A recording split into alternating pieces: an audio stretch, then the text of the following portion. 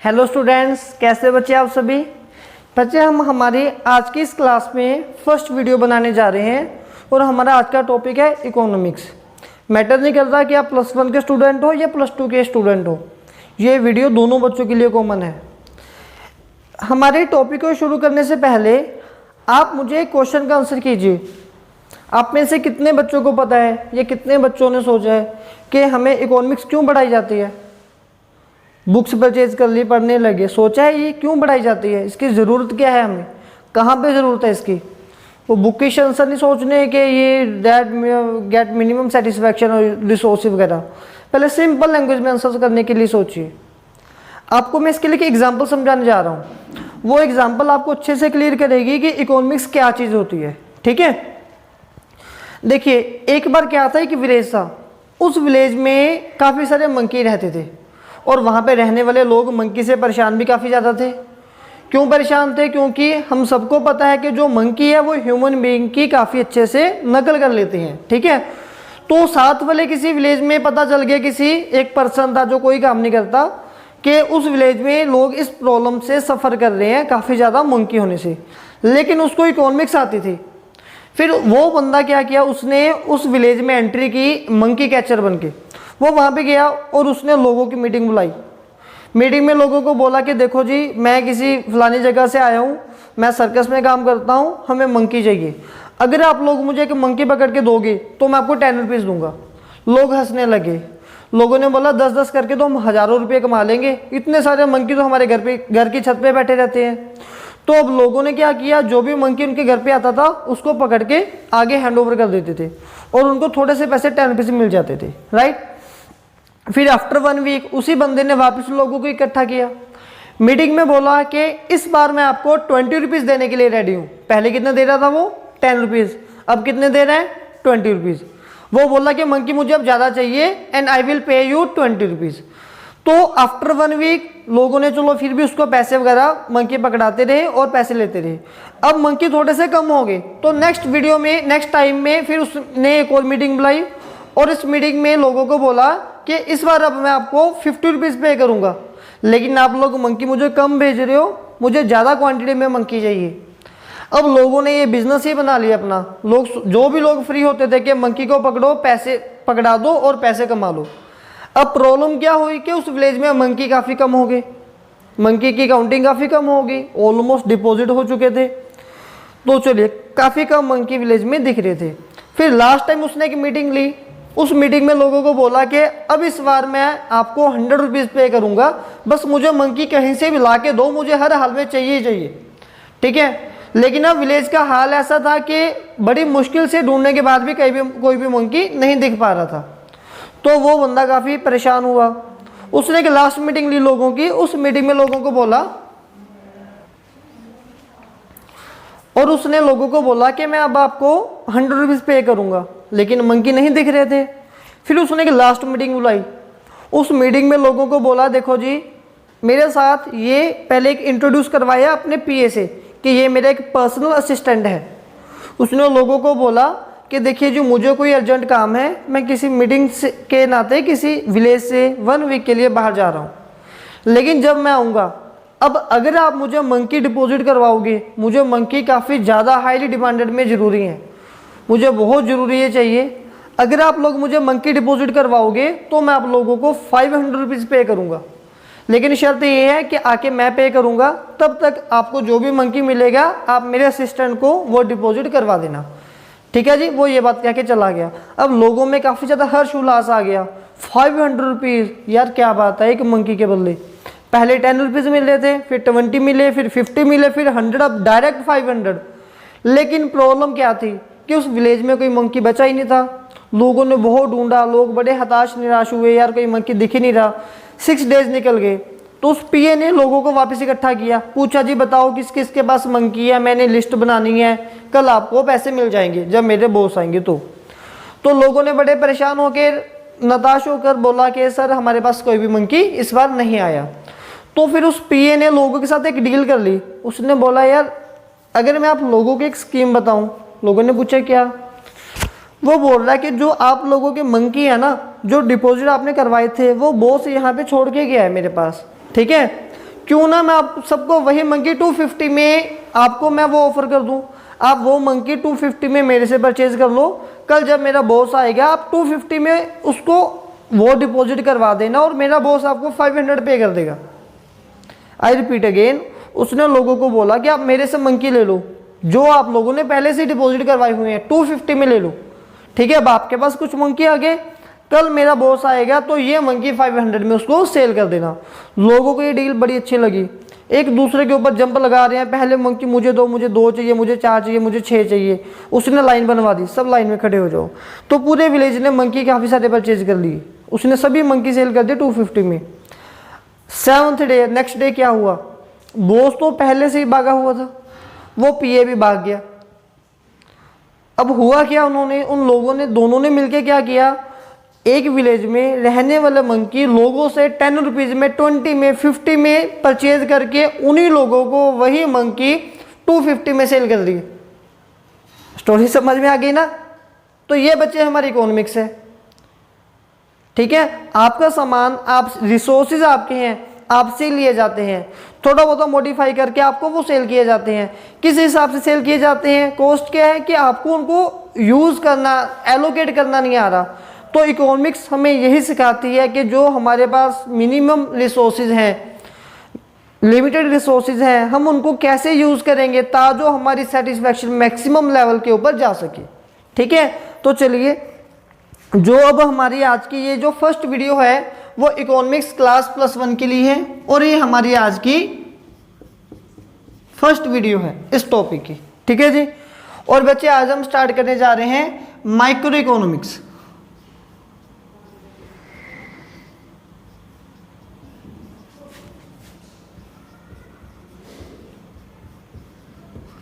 अब micro economics क्या है, इन सब का मीनिंग हम पढ़ेंगे जैसे जैसे टॉपिक कवर करते जाएंगे, ठीक है। तो इस टॉपिक को शुरू करने से पहले सबसे पहले हमें इकोनॉमिक्स के बारे में पता होना चाहिए कि हमारे पास इकोनॉमिक्स क्या है। तो इसकी जो मैं डेफिनेशन यहाँ पे लिखवा रहा हूँ वो एग्जाम्पल के बाद आपको क्लियर हो जाएगी, ठीक है। सबसे पहले what do you mean by economics.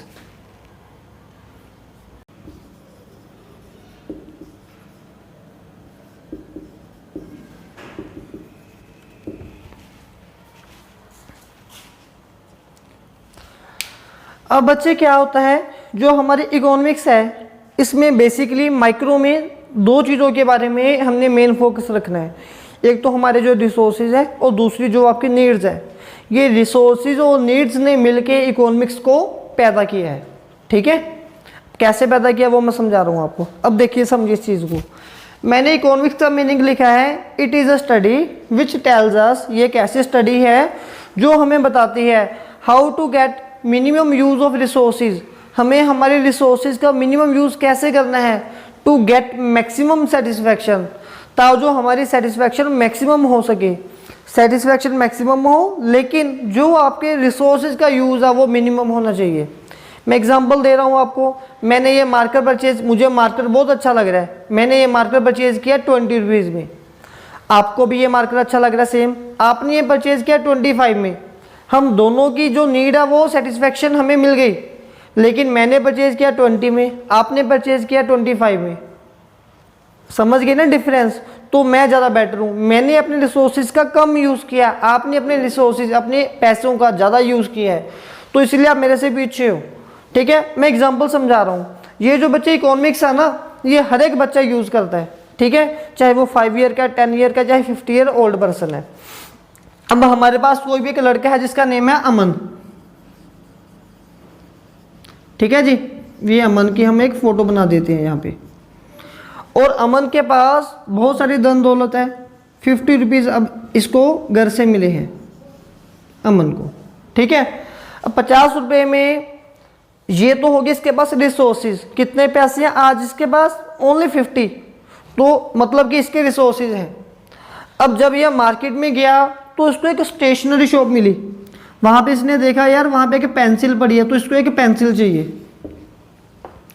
फिर इसको वहाँ पे एक इरेज़र भी दिखी, इसको इरेज़र भी चाहिए, इसको एक नोटबुक भी चाहिए, राइट। सामने एक शॉप है जहाँ से कोल्ड ड्रिंक मिल रहा है, अब इसको कोल्ड ड्रिंक भी पीना है, ठीक है जी। उसके साथ वहाँ पे कुछ समोसा वगैरह मिल रहे हैं, अब इसको वो भी खाना है, राइट। लेकिन इसको अपने फ़ोन में एक नेट पैक भी रिचार्ज करवाना है, ठीक है, और इसको साथ ही साथ रिचार्ज भी करवाना है, ठीक है। अब यहाँ से मुझे एक बात समझ में आई, इसके पास कितने पैसे हैं, 50 रुपीज़ हैं, और ये जो 50 रुपीज़ हैं ये इसके क्या हो गए, जो रुपीज़ 50 हैं वो हो गए resources. Is it clear to all of you? Next दूसरी जो एग्जांपल है, अच्छा उसने 50 रुपये में क्या क्या परचेज करना है, pencil, eraser, notebook, cold drink, samosa, recharge और भी बहुत कुछ, ठीक है। तो ये सारा कुछ क्या हो गया, ये उसकी डिमांड्स होगी, उसकी नीड्स होगी, और ये तो बहुत सारी है इसके रिसोर्सेज के मुकाबले। तो दूसरा पॉइंट मैं यहाँ से ये भी उठा रहा हूँ कि जो इसकी नीड्स हैं वो अनलिमिटेड हैं। अब ये अमन जी क्या करेंगे, क्या ये 50 रुपये की पेंसिल परचेज कर लेंगे? अगर अमन ने 50 रुपये की पेंसिल परचेज कर ली, आप मुझे बताइए क्या ये इरेजर परचेज कर पाएगा या कर पाएगी? क्या ये नोटबुक परचेज कर पाएंगे? क्या ये कोल्ड ड्रिंक परचेज कर पाएंगे? नहीं। तो फिर ये क्या करेंगे, ये करेंगे कि इन्होंने 5 रुपये की पेंसिल परचेज कर लेनी है, फिर ये 5 रुपीज़ इरेजर के लिए खर्च करेंगे, फिर ये 10 और 20 रुपीज़ नोटबुक के लिए परचेज करेंगे, फिर अगर कोल्ड ड्रिंक इनके लिए ज़रूरी है तो 10 और 20 रुपीज़ इसके लिए परचेज करेंगे, अदरवाइज नहीं परचेज करेंगे, ठीक है। मेरा सिर्फ सवाल आपसे ये है, अब इसको कैसे पता चला कि 5 5 10 10 20 20 कहाँ पे कैसे कैसे इसने एक्सपेंडिचर करना है, कैसे कैसे खर्च करना है? इसको पता ऐसे चल रहा है कि इसके अंदर एक इकोनॉमिक्स का बल्ब लगा हुआ है, वो जाग रहा है, वो बता रहा है कि अपने रिसोर्सेज को पेंसिल के लिए कितना अमाउंट खर्च करना चाहिए, इरेजर के लिए कितना अमाउंट खर्च करना चाहिए। क्या सिखा रही है? ये सिखा रही है how it is a study which tells us how to use minimum resources. हम हमारे रिसोर्सेज का मिनिमम यूज़ कैसे करें? कौन सिखा रहा है हमें? ये इकोनॉमिक्स। हम हमारे मिनिमम रिसोर्सेज का यूज़ कैसे करें टू गेट मैक्सिमम सेटिस्फैक्शन, ता जो हमारे पास सेटिस्फैक्शन लेवल है वो हमारा मैक्सिमम हो सके। Is it clear to all of you? Last में सबसे छोटी एग्जांपल दे रहा हूँ, अगर आपको ये टॉपिक क्लियर नहीं हुआ तो आपके पास एक मार्कर है, मेरे पास, मुझे ये बहुत अच्छा लगा, मैंने 20 रुपीज़ में परचेज कर लिया इसको। आपको भी ये मार्कर बहुत अच्छा लग रहा है, आपने 25 में इसको परचेज किया, ठीक है। तो दोनों की नीड तो सेटिस्फाइड होगी हम दोनों की, लेकिन रिसोर्सेज का मिनिमम यूज किसने किया? मैंने।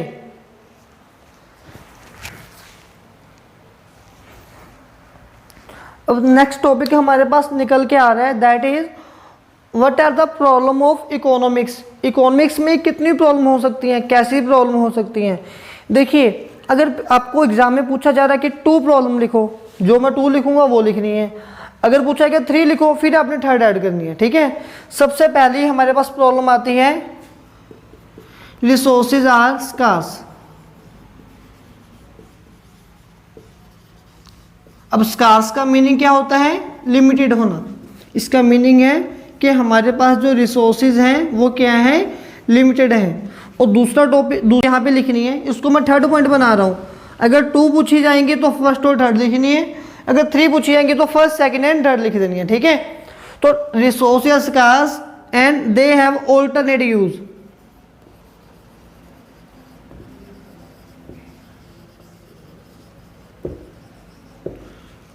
ठीक है जी। रिसोर्सेज तो आपके पास लिमिटेड हैं, जैसे कि 50 रुपये हैं, लेकिन आपके पास उनके यूज़ काफ़ी सारे ऑल्टरनेट हैं। आप 50 रुपये में मार्कर परचेज कर सकते हो, कोल्ड ड्रिंक पी सकते हो, समोसे वगैरह खा, पार्टी कर सकते हो, नोटबुक, पेंसिल, इरेजर, पता नहीं क्या क्या परचेज कर सकते हो। तो इनके रिसोर्सेज काफ़ी हमारे पास ऑल्टरनेट हैं, ठीक है। तो जो आपके पास दूसरी प्रॉब्लम आती है वो ये आ जाती है problem of choice. Problem of choice हम इसको ही बोल देते हैं, और problem of choice. Second problem आप ये लिखना, नीड्स आर अनलिमिटेड। जो हमारी नीड्स हैं वो बहुत ज़्यादा हैं, रिसोर्सेज हमारे कम हैं, और इनके रिसोर्सेज के जो यूज़ हैं वो अल्टरनेट हैं। तो इनको सॉल्व करने के लिए हमें इकोनॉमिक्स पढ़नी पड़ती है, ठीक है। और what do mean problem of choice. अब प्रॉब्लम ऑफ चॉइस जो भी मैंने आपको एग्जांपल अभी तक दी है आपने वही लिखना है, ये काफ़ी इंपॉर्टेंट क्वेश्चन है। पूछा जाता है problem of, what do mean by problem of choice, तो आपने लिखना है उसमें फर्स्ट एंड थर्ड पॉइंट। आप लिखोगे problem of choice refers to the situation when resources are scarce but they have alternate use. हमें ये नहीं पता चलेगा कि हम हमारे 10 रुपीज़ में से पेन परचेज करें या कोई कोल्ड ड्रिंक परचेज करें। 10 रुपीज़ में आपने पेंसिल परचेज करनी है या इरेजर परचेज करनी है, तो वो चॉइस आ जाती है कौन सी जगह पे आपको पैसे खर्च करने चाहिए ताकि आपकी सेटिस्फैक्शन मैक्सिमम हो सके, ठीक है जी। फिर हमारे पास आ जाता है कि इकोनॉमिक एजेंट्स कौन लोग होते हैं। देखिए इसमें डिस्ट्रीब्यूटर आ गया, कंज्यूमर आ गया, प्रोड्यूसर आ गया, उन लोगों को हम इकोनॉमिक एजेंट बोलते हैं। एजेंट वो लोग होते हैं जो इकोनॉमिक एक्टिविटी में पार्टिसिपेट कर रहे हैं। जैसे कि मैं आप लोगों को पढ़ा रहा हूँ, मतलब कि मैं अर्निंग कर रहा हूँ, तो ये एक इकोनॉमिक एक्टिविटी है, ठीक है। आप लोग मेरी गुड्स कंज्यूम कर रहे हो, मुझे पैसे दे रहे हो, तो आप लोग भी एक इकोनॉमिक एक्टिविटी में पार्टिसिपेट कर रहे हो, ठीक है। तो बच्चे ये तो थी जनरल टॉपिक। अब इसके बाद हमारा मेन टॉपिक शुरू होने जा रहा है। वेरी फर्स्ट टॉपिक हमारे पास है difference between micro economics and macro economics, ठीक है जी। हमने इस क्वेश्चन में डिफरेंशिएट करना है माइक्रो इकोनॉमिक्स को एंड मैक्रो इकोनॉमिक्स को, ठीक है। तो जब भी आपको ये क्वेश्चन आएगा difference between micro and macro, तो आपने पहले इकोनॉमिक्स का मीनिंग लिखना है। It is a study which tells us how to use minimum resources to get maximum satisfaction. फिर आप लिखोगे कि ये जो हमारे पास इकोनॉमिक्स होती है वो 2 टाइप्स की होती है, माइक्रो एंड मैक्रो, ठीक है। तो माइक्रो में बच्चे आप क्या लिखोगे, पहले तो माइक्रो इकोनॉमिक्स समझ लो। मैं आपको आपके लेवल से एक एग्जाम्पल लेके समझा रहा हूँ, ठीक है जी। मैं आपको इकोनॉमिक्स पढ़ा रहा हूँ, आपको मेरा टॉपिक समझ में नहीं आ रहा। यहाँ पे 10 स्टूडेंट्स बैठे हैं, एक बच्चे को समझ में नहीं आ रहा। अगर एक बच्चे को समझ में नहीं आ रहा ना, तो वो माइक्रो इकोनॉमिक्स है, अगर एक बच्चे की प्रॉब्लम है। लेकिन यहाँ पे बैठे सभी बच्चों को वो समझ में नहीं आ रहा, तो वो मैक्रो इकोनॉमिक्स है। तो आपको बात क्लियर होगी, माइक्रो जो 1-2 लोगों के साथ जुड़ी होती है, मैक्रो जो पूरे देश के साथ जुड़ी होती है, पूरी कम्युनिटी के साथ जुड़ी होती है। इसको लिखना कैसे है, पहले आप लिखोगे माइक्रो इकोनॉमिक्स या इट स्टडी इंडिविजुअल प्रॉब्लम्स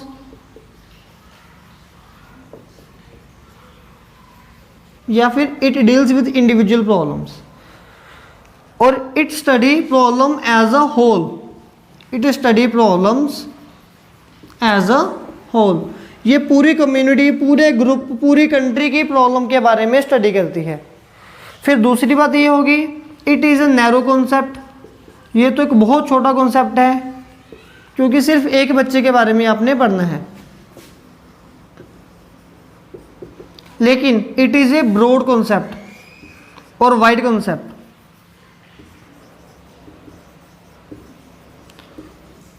जो इसका एरिया है, इसकी कवरेज है, वो काफ़ी ज़्यादा वाइड है। थर्ड पॉइंट हमारे पास इकोनॉमिक्स का बन के आएगा। जब आपने थर्ड पॉइंट लिखना है तो आप लिख सकते हो एग्जाम्पल। अब एग्जाम्पल क्या लिखनी है आपने, यहाँ पे लिख देना है इंडिविजुअली डिमांड,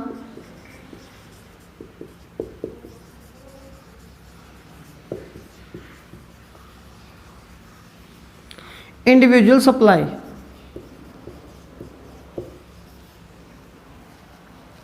यहां पे आप लिखोगे एग्जाम्पल में aggregate demand,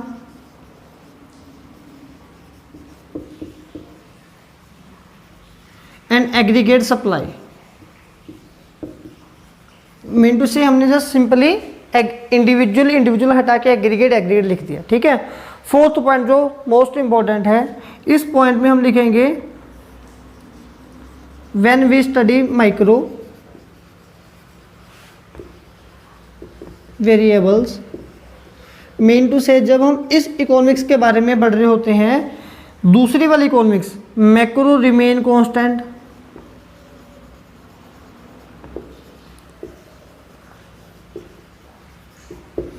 and when we study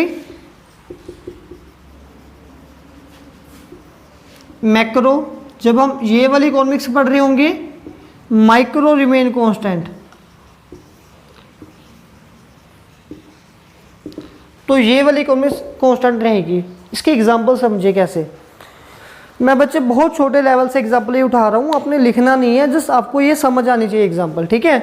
मान लो मैंने ये एक शर्ट परचेज की है, तो किसने किसी दुकान से परचेज की होगी। जब मैंने ये शर्ट परचेज की थी तो यहाँ पे एक टैग भी लगा हुआ था जहाँ पे इसका MRP लिखा हुआ था। अब जो शॉपकीपर ने वो MRP लिखना था, MRP क्यों लिखा जाता है, इस शर्ट का रेट लगाने के लिए। दुकानदार अपनी तरफ से वो रेट बताता है, लेकिन क्या वो मुझे शर्ट इतने में ही सेल करेगा जितना MRP है, नहीं ना, थोड़ा बहुत रेट मुझे कम करेगा। अब जब वो इस शर्ट पे MRP लिखने की कोशिश करेगा, ठीक है ना, तो वो बच्चे उसके लिए मैक्रो इकोनॉमिक्स का टॉपिक है, क्योंकि उसने पूरे सभी लोगों के लिए, अपने शहर के सभी लोगों के लिए वो रेट लिखना है। पता नहीं वो अमीरों के लिए भी है या गरीबों के लिए भी है, ठीक है। लेकिन जब मैं वो शर्ट परचेज करने जाऊंगा, यहाँ पे MRP है 800 और मुझे ये शर्ट मिल गई 700 में, किसी को मिल गई 600 में, किसी को मिल गई 500 में। तो ये जो अलग अलग लोगों को मिल रही है वो माइक्रो है, लेकिन जो रेट पहले लिखा हुआ था MRP वो मैक्रो था। अब ये जो पॉइंट हमने लिखा है इसका मीनिंग क्या है।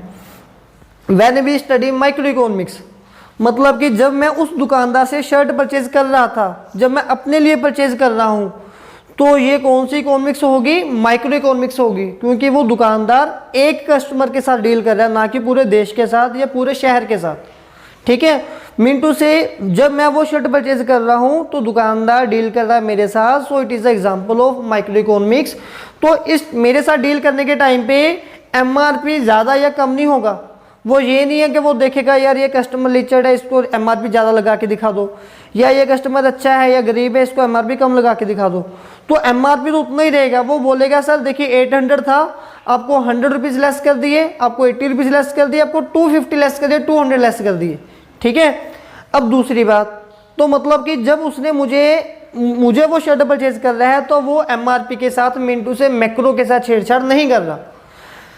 अब जब वो टैग बना रहा था अपनी शर्ट के ऊपर, तो उसने सोचा यार एक तो ये सर आया था जो रेट बहुत कम कर, सोचा यार ये सर आया था ये रेट बहुत कम कर रहा है, ठीक है, तो मैं MRP मतलब कि मैं आया हूँ तो मैं 200 रुपीज़ कम कर रहा हूँ, 800 देख के 600 पे कर रहा हूँ।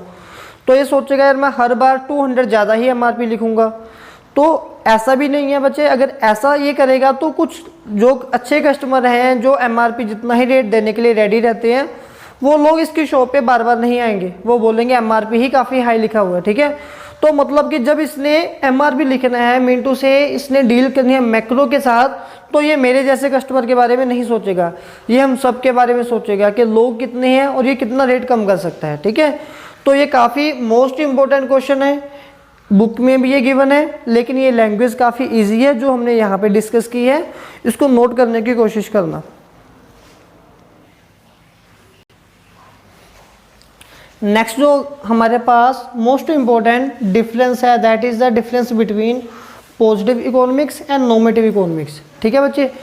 तो ये भी काफ़ी इंपॉर्टेंट है, बुक में इसकी भी लैंग्वेज थोड़ी डिफिकल्ट है, इसको इजी करके लिखा हुआ है, कोशिश करना है इसको यहीं से कॉपी करने की, राइट। तो पॉजिटिव इकोनॉमिक्स क्या होती है, इसका मीनिंग ही मैं समझाऊंगा, डिफरेंस समझा रहा हूँ, आपने खुद कैच करने की कोशिश करनी है, ठीक है। देखिए बच्चे, positive economics deals with what was, what is and what would B. Positive economics हमें ये बताती है कि हमारे देश में आज से पहले क्या था और हम आज क्या हैं और हम आगे क्या होने चाहिए। जैसे कि बच्चे आप मुझे बताओगे कि सर आप 2 दिन पहले बीमार थे, आप थोड़े से ठीक हो गए हो और आपको आगे अपनी हेल्थ और भी ज़्यादा इम्प्रूव करनी चाहिए, ठीक है। ये चीज़ समझ में आ गई आपको। ये मिंटू से आपको एक साइंटिफिकली वे से लेके आ रही है, जिसको वेरीफाई कर पा रहे हो। इसने आपको कंपेयर किया है, आपने बताया कि आज से कुछ टाइम पहले आपकी इकोनॉमिक कंडीशन ऐसी थी, अब ऐसी है, अब आगे और कैसी होनी चाहिए, नीचे से ऊपर ऊपर या नीचे से और नीचे जा रहे हो आप लोग, ठीक है। तो it deals with what was, what is and what would be. And normative economy it deals with what ought to be. ये हमें ये नहीं बता रही कि पहले क्या था आज क्या हो क्या होगा, ये सिंपली हमें ये बताइए कि क्या होना चाहिए बस। जैसे कि मैं आपको बोलूँगा कि आपकी क्लास में प्रॉपर डिसिप्लिन होना चाहिए, मुझे नहीं पता आप पहले कैसे बैठे थे, आप आगे कैसे बैठोगे, मैं बोलूँगा बस डिसिप्लिन होना चाहिए तो होना चाहिए, दैट्स ऑल। तो ये जो हमारे पास नॉर्मेटिव इकोनॉमी होती है ये ऐसे होती है, ठीक है। आगे आगे पढ़ो, मीनिंग क्लियर होगा। दूसरा पॉइंट मैंने लिखा है, it is not about opinion, इसमें कोई भी ओपिनियन नहीं होती, लेकिन it is all about opinion और जजमेंट्स। इसमें कोई भी बंदा सिर्फ अपनी जजमेंट ही रख रहा है, इसमें कोई भी अपनी जजमेंट नहीं रख रहा कि मुझे ऐसा लग रहा है। वो आपको एक बच्चे एक्चुअल रिजल्ट दिखा रहा है, उसने बता दिया कि आप कल बीमार थे, आज थोड़े से ठीक हो, रेस्ट कीजिए और ठीक हो जाओगे, ठीक है। लेकिन ये आपको सिंपल ये बात बोलेगा कि क्लास में चुप होके बैठिए, मतलब ये उसके जजमेंट है। अब ये कैसे, इसको मैं और भी क्लियर कर रहा हूँ। तो सेकंड के बाद पहले मैं फोर्थ पॉइंट में एग्जांपल दे देता हूँ, जैसे कि India is over populated country, India की पॉपुलेशन बहुत ज़्यादा है, ओवर पॉपुलेटेड कंट्री है ये, इसको वेरीफाई कीजिए। 10, 20, 30 साल पहले की पॉपुलेशन देखिए, मान लो हमारी पॉपुलेशन होगी 50 करोड़, 30 साल बाद हम लोग हो गए 100 करोड़। अब अगर हम 30 साल में ही डबल होते जा रहे हैं तो आने वाले टाइम में हम और भी तेज़ी से बढ़ेंगे।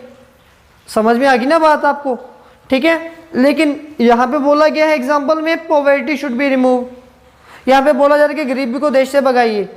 ये नहीं बोला जा रहा कि हम पहले गरीब थे, हम आज गरीब हैं, आगे गरीब होंगे। सिंपल सा एक आपको जजमेंट दे दी, आपको एक ओपिनियन दे दी, ओपिनियन रखी गई है कि देश से गरीबी को दूर कीजिए। कोई भी डेटा नहीं उठाया गया आगे पीछे वाला, ठीक है।